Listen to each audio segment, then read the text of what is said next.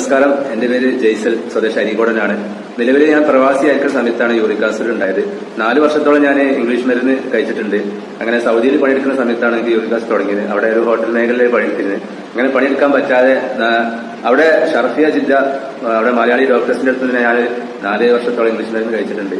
അങ്ങനെ ഇത് മാറുന്നില്ല. അങ്ങനെ ക്യാൻസർ ചെയ്ത് നാട്ടിൽ വന്ന സമയത്ത് എന്റെ ഒരു ഫാമിലി ഒരു അമ്മായി മുഖേനയാണ് ഞാൻ ഇൻഡസ്ട്രീവ എന്ന കമ്പനീന്റെ ഐപ്പൾസ് എന്ന പ്രൊഡക്റ്റ് ഞാൻ പരിചയപ്പെട്ടു. ഐപ്പൾസ് എന്നോട് പറഞ്ഞത് 4 മാസം 8 ബോക്സെങ്കിലും കഴിക്കണം എന്ന് പറഞ്ഞു. അങ്ങനെ ഞാനൊരു ഏകദേശം ഒരു 5 ബോക്സിന്റെ അടുത്ത് കഴിച്ചിട്ടുണ്ട്. ഏകദേശം 2.5 മാസം 5 ബോക്സിന്റെ 2.5 മാസമാണ് ഉപയോഗിച്ചിട്ടുള്ളത്. അപ്പൊ യൂറിക് ആസിഡ് പൂർണ്ണമായിട്ട് മാറി, മെഡിസിൻ ഒക്കെ ഒഴിവാക്കി. ഇപ്പൊ 1 വർഷത്തിന് മുകളിലായി മെഡിസിൻ ഒന്നും കഴിക്കുന്നില്ല.